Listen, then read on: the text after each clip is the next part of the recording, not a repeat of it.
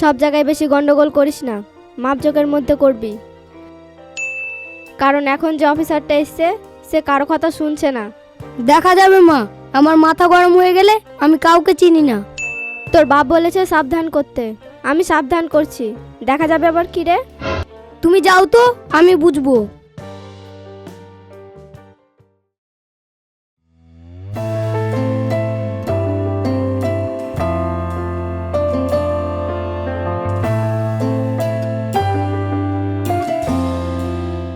এখানে দাঁড়িয়ে গেলি যে, যাবি না?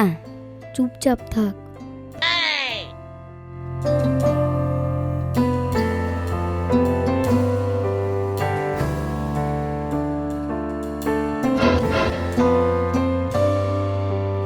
মেয়েটা কে আসছে ওখানে?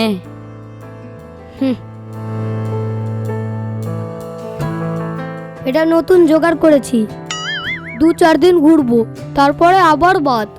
আর আগেরটা? আরে ও কোন দিন বাদ হয়ে গেছে।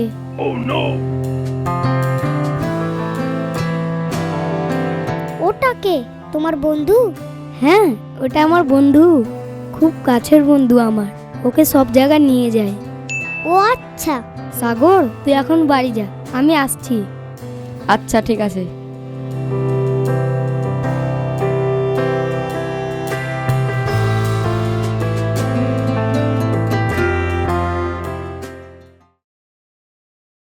আমি তোমাকে বিশ্বাস করেছিলাম, কিন্তু তুমি আমার সাথে বিশ্বাসঘাতকতা করবা আমি স্বপ্নেও ভাবিনি। এরকম আমি 1000টা মেয়ের সঙ্গে করেছি। যাও যাও, এখানে বেশি কথা বলতে এসো না। কি করবা তুমি? কি করব? লাগছে, ছাড়ো। লাগছে, ছাড়ো ছাড়ো ছাড়ো ছাড়ো, তুমি ছাড়ো। লাগছে।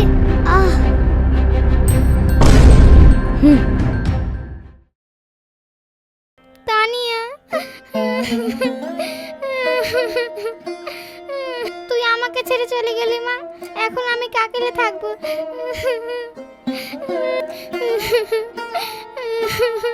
আমরা এখন সেই বাড়িতে চলে এসেছি যে বাড়ির মেয়েটিকে গলা টিপে হত্যা করে পুকুরের মধ্যে ফেলে দেওয়া হয়েছিল। তার মায়ের কি বক্তব্য সেটাই শুনবো। ঘটনাটা কি হয়েছিল একটু বলবেন? মাউন নামের ছেলের সঙ্গে সম্পর্ক ছিল, সে গলা টিপে হত্যা করেছে। আপনি এখন কি চাইছেন? আমি তো বিচার চাইছি। তো এখন দেখার বিষয় ন্যায় বিচার পাচ্ছে কিনা। প্রেমীর অভিনয় করে নৃশংস হত্যাকাণ্ড। চাঞ্চল্যকর এই ঘটনাটি ঘটেছে এলাকায়, যেখানে মাউন নামের এক যুবকের বিরুদ্ধে এক তরুণীকে হত্যার অভিযোগ উঠেছে। সূত্রের খবর, অভিযুক্ত মাউন প্রথমে মেয়েটিকে প্রেমের জালে ভাসায়। অভিযোগ উঠেছে যে দিনের পর দিন এই দেখো তোমার ছেলের নামে পত্রিকায় কি ছেপেছে দেখো। আমি দেখেছি। ওই সাংবাদিকের সাহস কি করে হলো এগুলো ছাপার? আসলে আমাকে চিনে না, মনে হয় নতুন সাংবাদিক আছে। এবার কি হবে সেটা ভাবো, চারিদিকের মানুষ জেনে গেছে। আমি ভাবছি, যাও, আশা করছি কিচ্ছু হবে না। ওই মেয়েটার মাকে কিছু টাকা দিয়ে দিতে হবে। আচ্ছা ঠিক আছে, তুমি যেটা ভালো বুঝো।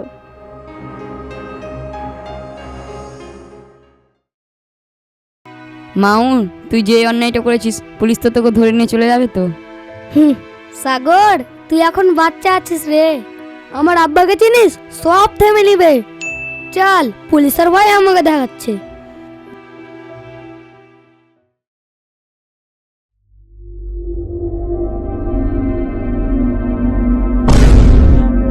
কেমন ছেলে জন্ম দিয়েছেন আপনি?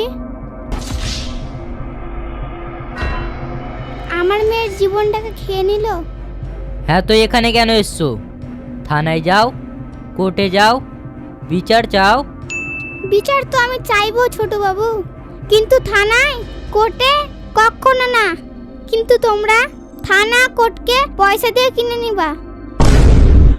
আমি বিচার চাইবো ঠাকুরের কাছে। তুমি এখান থেকে চলে যাও, তোমার ভাগ্য ভালো মাউনের মা নেই। থাকলে তোমার চুলের মুঠি ধরে এখনই মাথা ফাটিয়ে বাড়ি পাঠাতো।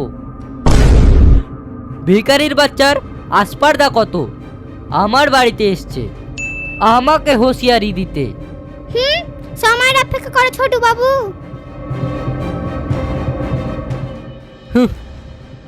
ভিখারি।